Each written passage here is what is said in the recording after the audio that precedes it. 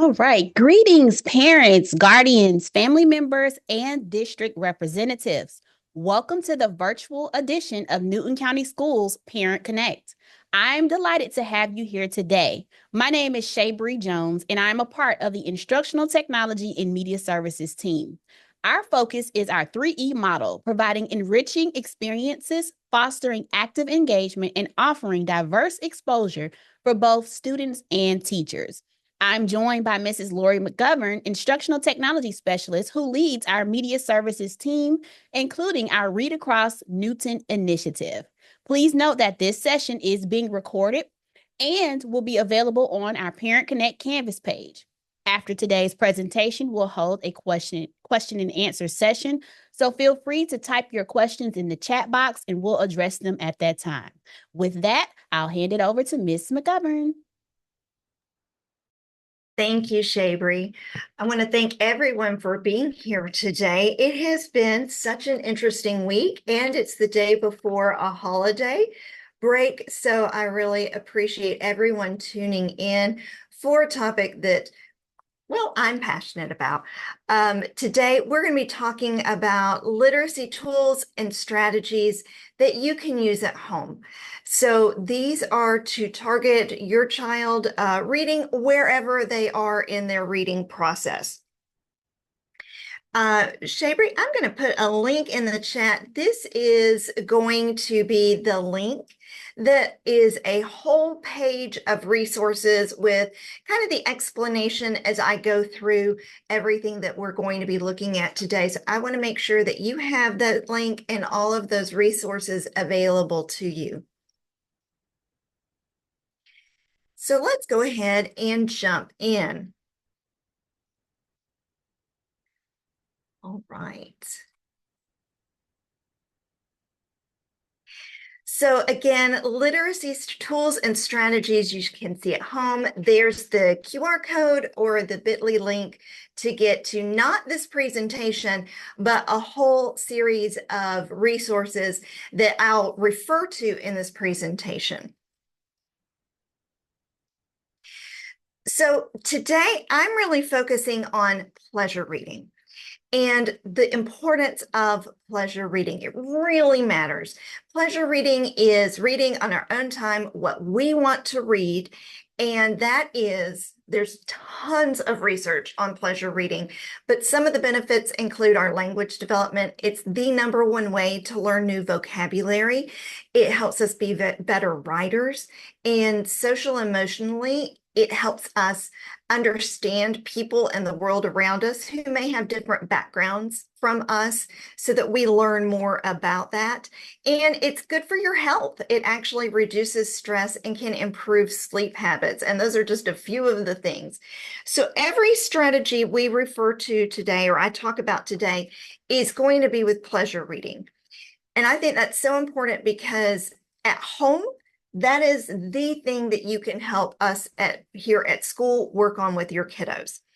So with pleasure reading, you're targeting where they are, not where they're supposed to be, not who you were as a reader at that point in life, but you're meeting them where they are and helping them grow from that point forward. If we can grow them in pleasure reading, we can grow them in academic reading. So that's where we are today. Throughout the process, you're going to see me refer to or hear me refer to Sora. That is the Newton County Schools digital library. It is available 24/7, 365 days a year. It has thousands upon thousands of ebooks, audiobooks, magazines, graphic novels, all the things that we feel like your kiddos will read. And that really is available everywhere. Now, your student, when they log into a school computer, immediately sees Launchpad, which is how they get to all the Newton County apps. Sora is one of those apps, and when they click on there, it's going to immediately transfer them in so that they can go to the library. Sora also has an app that's free to put on any device. So if you go to the Sora app and you put it on a device, it's going to say, hey, where are you logging in? You're going to start typing the word Newton. Newton County Schools comes right up and you're in. Your kiddo has to do a one-time login with their school username and password. It will look just like the computer. So as we talk today about choice and opportunities, Sora is a great way to find those things for you. Now, when we talk about pleasure reading, there are three main barriers to success with pleasure reading. They build on each other. And so we have to start at the level, again, where your student is. That could be selection, stamina, or comprehension. So it's very, very common to see these issues in pleasure reading. So if you're thinking, my kid's not a big reader, we're going to really help you address that today. If your kid is a big reader, there's still things they can work on in ways that you can challenge them.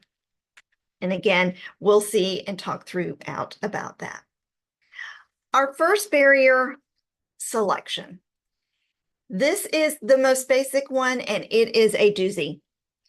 If we can't get them past being able to choose a book, we can't get them to anything.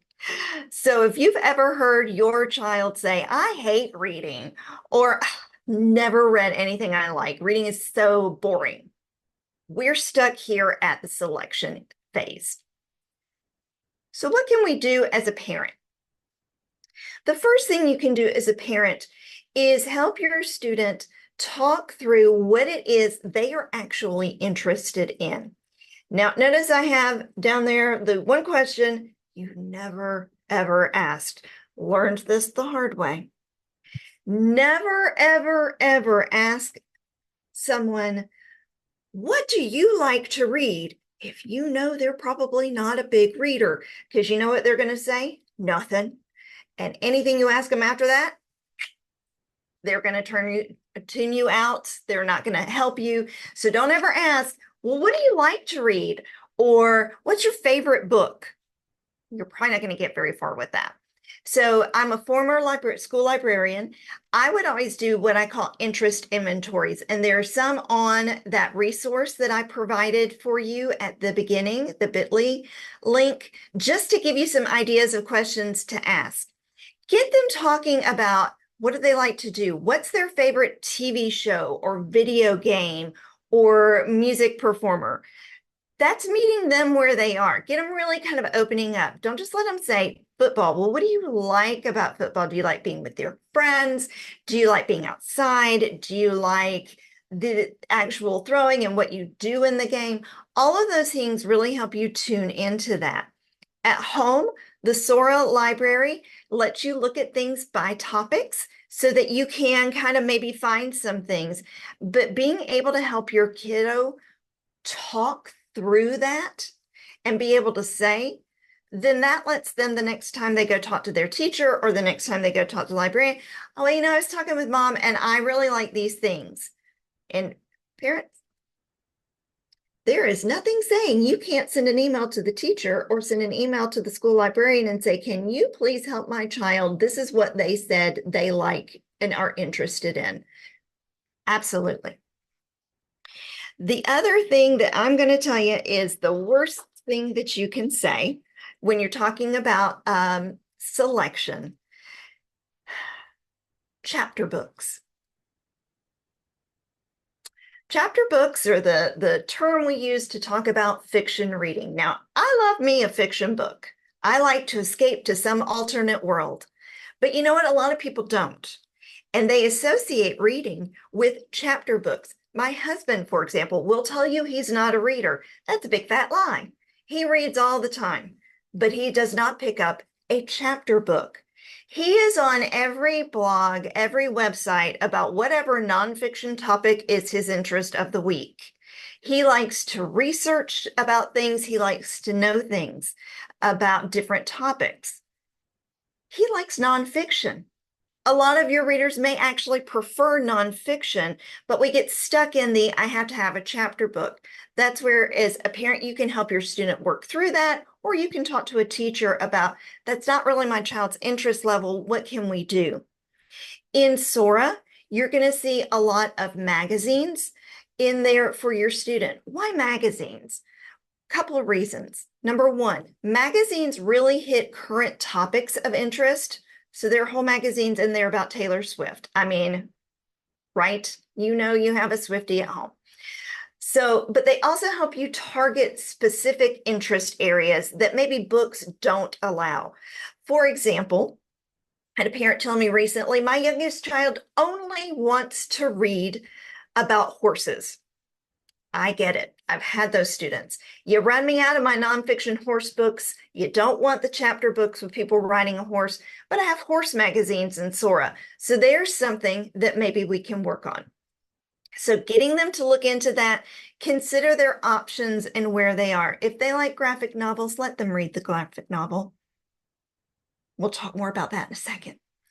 The other thing is we always use the phrase, don't judge a book by its cover.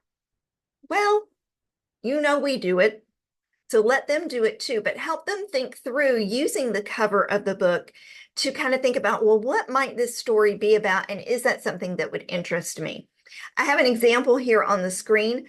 We Don't Eat Our Classmates. This is one of my favorite picture books out there right now. And so if we look at the cover and I say, you know, we don't eat, oh, what do you mean we don't eat our classmates? Well, let's look, let's see what's happening here. We've got a little dinosaur and her facial expression. I would get the student to start talking about, well, does she look happy or sad? Well, she looks a little sad. And why are the chairs turned over? Oh, it looks like maybe something bad happened. And then as we lean in closer, we realize that there's a drool line coming out of the dinosaur's mouth to a shoe.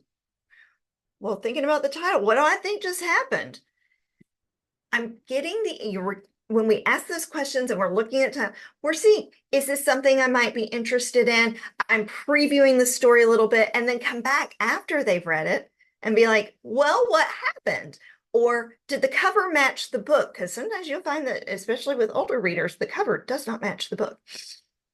The other thing you really want to think about, and I've kind of mentioned it throughout, is choice, choice, choice, choice. Again, meeting them where they are, letting them look at a lot of different things and building from there. If they like what they're reading, they're going to read, and we can look and work on the other things that we want to work on. If they don't like where they read, what they're reading, we're done there. So it's really important to help your reader advance and be able to identify what they like to read.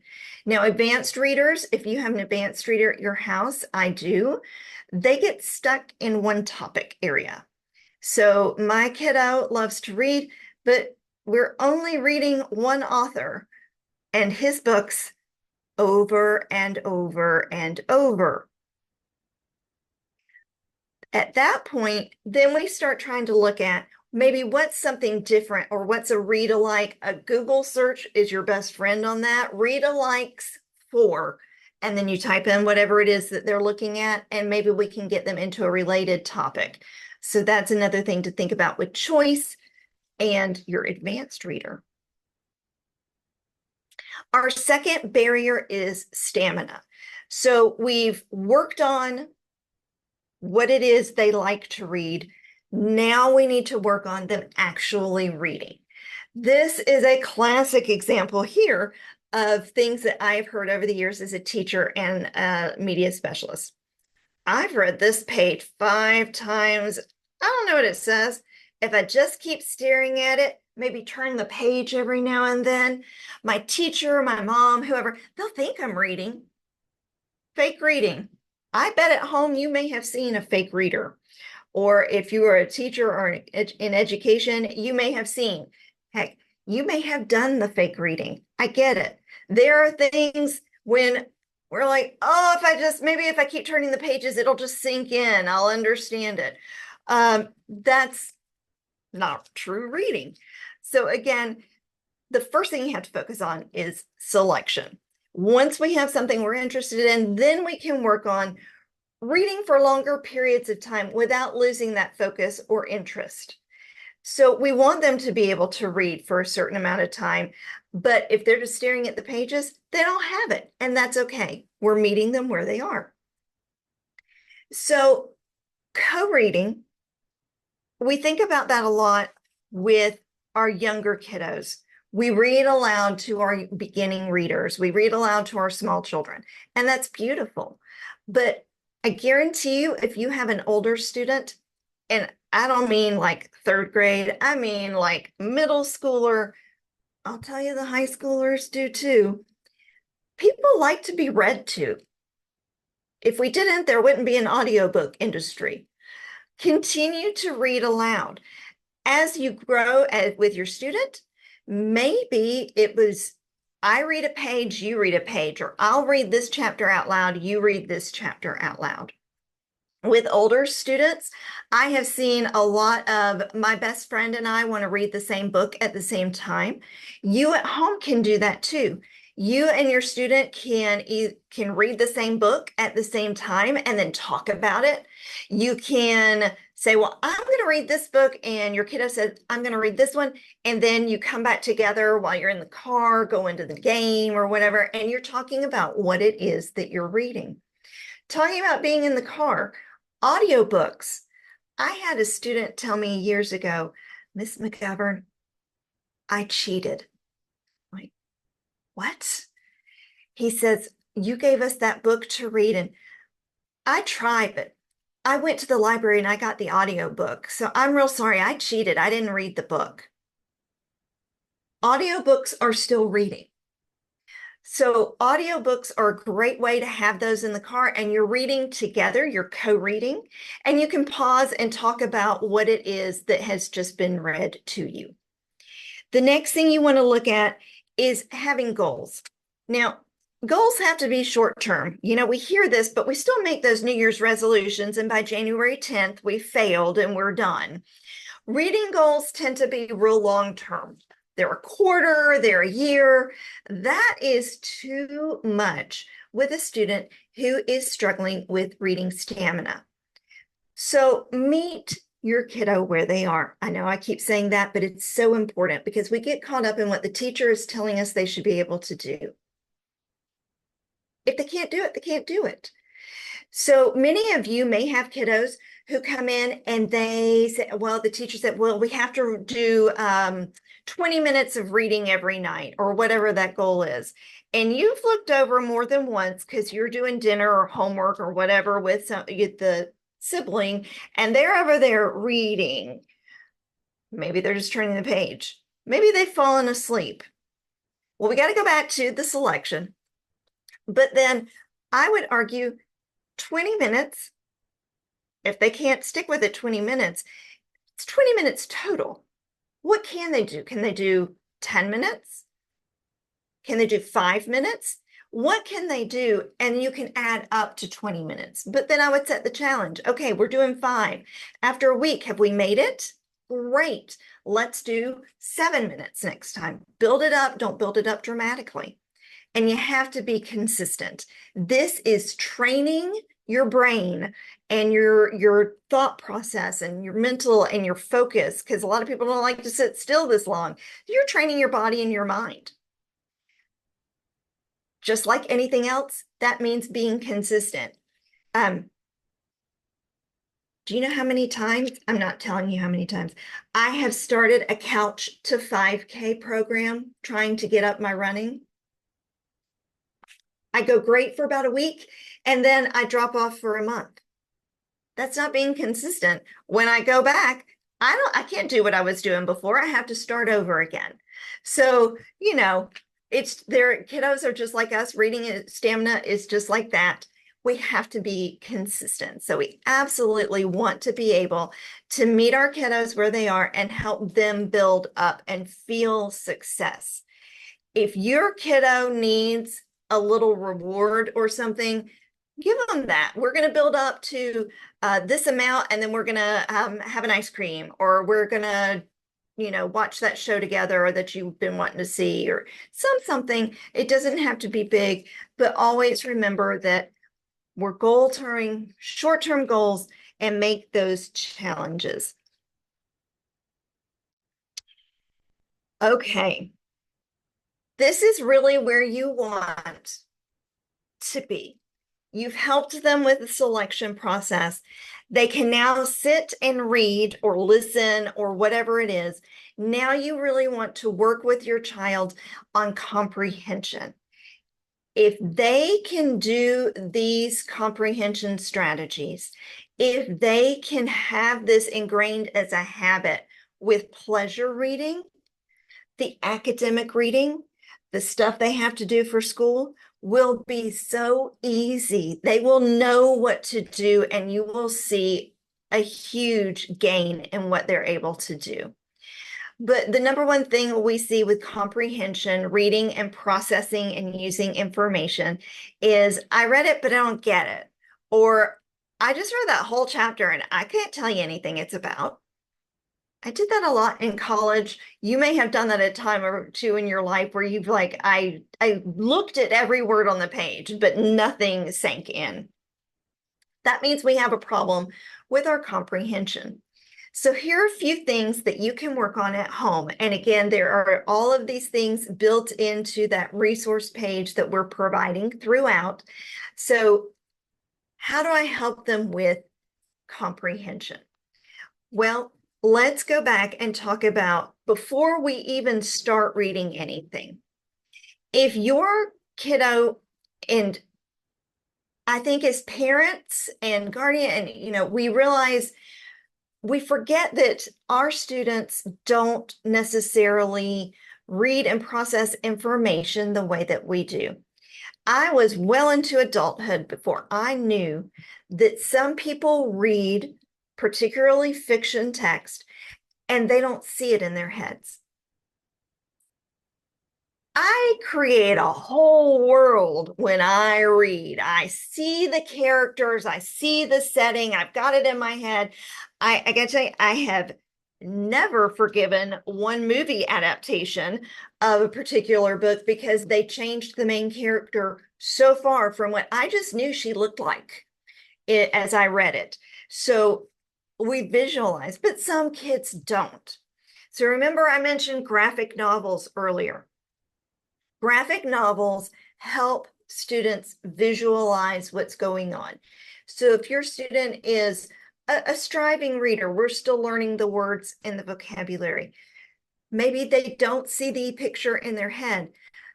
Graphic novels are a great way to help them understand what's going on in a story. And then you can gradually move them to other fiction texts that don't have the images.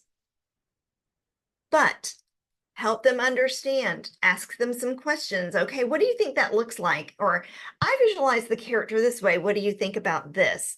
And again, on that resource page, you're thinking, maybe I don't know what kind of questions to ask. I have a whole list of questions that you can shop from and kind of see where they're going. With nonfiction, you want to look at text features. Text features are the bold print stuff. The title, the little headings throughout, pictures, and what they have underneath the pictures. You can have your student read an article without reading the article because you just have them look at the text features and they can, well, what do you think this is about? I bet they'd be pretty right. That's a great pre-reading strategy because then that gets an idea in their head before they even start looking at any of the words of the actual article. So these are just some examples, by the way, of things that we have in our Sora library. So just to give you an idea, we got magazines, graphic novels, regular. Start reading with a purpose. So before your kiddo even starts reading, are they reading for information? Are they going to be like, well, I wonder what the main character is going to do in this chapter? Reading with a purpose in mind gives your kiddo a focus on what it is they're supposed to be reading. During reading, this is where we go back to kind of the stamina thing. We got to stop. Stop after a page, stop after 2 pages. Can they tell you what happened? If they can't, that's a stamina issue. We got to go back and help focus, look at those before questions again. If they can, amazing, keep going, see where it builds up to. And after, can they explain to you what they just read? Can they tell you what they just read? Now, I hear the concern. Well, I've never read that. You know if your kid's making up things. You know if that makes no sense. There are plenty of times I have never read what my child has read, or I've never read what a student is telling me about.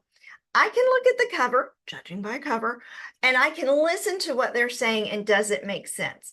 But all of a sudden, if they start saying, well, who's she? Oh, I don't know. I don't remember her name.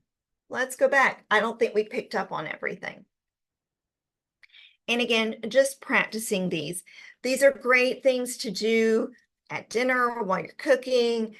Again, in the car, they're trapped. I know they want to be on their phones, but it's okay. This is a great way to start parent-kiddo conversations.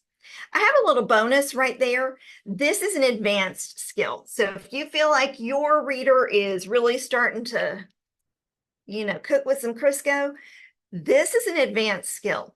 When you ask students to summarize, they don't know how to summarize. You know what they do? They tell you everything. I know you know. You ask about what's that about or what happened today, and you either get nothing or you get it all. I'm like, that is not a summary, but thank you for sharing every detail. So there is a summary strategy for stories called Somebody Wanted, But So Then. So within 1 to 2 sentences, you're covering the who, the what, the how, and the resolution of the story. So for example, I'm going to go back to We Don't Eat Our Classmates. Penelope Rex wanted to eat her classmates, but that made them scared of her and they didn't like her. So her dad explained to her that she needed to think about how others were feeling, not just her own feelings. Then she did, and friendships grew. In 2 sentences, I have told you the gist of the story. Did I leave out a lot of details? Yeah, that's okay. But I could sum it up in just 1 to 2 sentences. Practicing that really gets you thinking about the main idea, the main items. Did I focus and get the most important details out of it? That's great for an advanced reader. Again, pushing advanced readers out of their comfort zone a little bit also helps with getting that. Again, if we build and we get them choosing things they want to read so that then they can build their reading stamina, then we can work on these comprehension strategies. If we can do that with pleasure reading and really build it into who we are as a reader, everything else is going to fall into place. So not even trying to think about trying to help them with their academic reading. You can try, but I know my kiddos in middle school, and some of that train has left the building for me. I am no longer the support system that she needs for that. But these strategies, having my little cheat sheet of questions, having my little things, trying to spark those conversations, that's where I can help. But wait, there's more. Again, that's dealing with different everyday reading ideas, but other strategies to think about. Recipes and cooking. Don't you want your kid to make you dinner? Wouldn't that be awesome? I see Miss Jones smiling. Wouldn't that be the day our kids cook for us? That's the day. Recipes and cooking, first of all, technical directions. You got to do things in order. And I don't care if that's the Kraft macaroni and cheese box or making some complex something. You do it in the wrong order, you've had a bad day. So recipes and cooking, getting kiddos to read through things. You're looking at math skills, you're looking at following directions, sequencing. There's a lot of bang for your buck getting the kiddos to read recipes and help in the kitchen. I love word games. For our younger students, that helps with letter recognition, that helps with word recognition, building vocabulary. For our older students, you're trying to challenge them. How do they get more points? Well, they have a bigger vocabulary. They use these different words. So physical games like Bananagrams, Scrabble, Boggle, those are all great to have. There are digital games like Wordle and Quartiles. Love them. In that resource page that I'm providing for you, Wordle and Quartiles, sometimes there's there's a fee involved. I try to find you alternatives that have no fee involved whatsoever. And with ebooks and audiobooks, again, I cannot help but plug Sora, our digital library through Newton County, available on every student's Launchpad.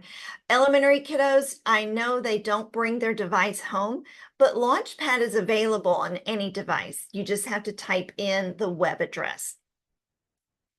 So that is truly available, but Sora is also an app. You search for Newton, and then you log in one time like your child would log into a computer. All resources are geared to your student's age group, so you don't have to worry about your student seeing or being exposed to things that are not age appropriate. Everything is geared toward their age group. If you are a public library person, you already have a card, you have access to Libby, which is the public library's version of Sora. It's a great time to get some co-reading materials or in different reading and audiobooks. If you're not a member of the Newton County Library, sometimes it's hard to get there and sometimes they're not open. So on that resource page, I have provided a link to the Newton County Library where you can apply for a digital library card. You don't have to go there. It gets you all of their digital resources like Libby, and you never have to go there and you have no worries. It's a wonderful resource, so take advantage of it. And I can't help it. I have to plug my upcoming event, or our department's upcoming event. It is our second annual literacy extravaganza. If you joined us last year, you know this was an amazing event. We had activities for everybody, whether they were your little bit or you as an adult, and everywhere in between. We have guest authors coming, very exciting. We give away so many books. So many books. I'm going to say thousands. I think we're going to be giving away thousands of books free to you to take home. We want to encourage everyone to join us February 1st. That's a Saturday at Newton High School, 10 to 2. We'll have food trucks. We'll have free games and activities and free books to give away.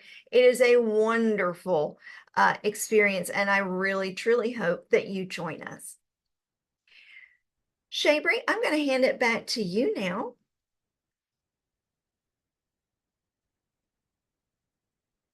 Awesome. Thank you so much, Ms. McGovern. That was very, very helpful. Thank you for sharing those fantastic reading strategies that you can use at home, especially if you're going to be home during fall break, parents. This will be a great resource for you to use with your students. If you missed the beginning of today's session, you'll be able to watch or rewatch this session again on our Parent Connect Canvas page, and we will drop that link for you in the chat box. If you have any questions, please drop them in the chat box. Ms. McGovern, do you have any questions on your side? All right, I don't have any questions on my end as well. So that was a great, great session today. Also, parents, please be sure to subscribe to our Parent Connect podcast. Our last episode was all about dual enrollment. So if you have a high school student, please check out that podcast episode. We are on all major listening platforms. So that's Apple Podcasts, Spotify, iHeartRadio, and Audible. So our episodes do air the last Tuesday of every month. So please be sure to subscribe so that you are aware of all of our upcoming episodes. If there are no questions for us, we thank you for joining us today. Have a wonderful weekend and enjoy your fall break.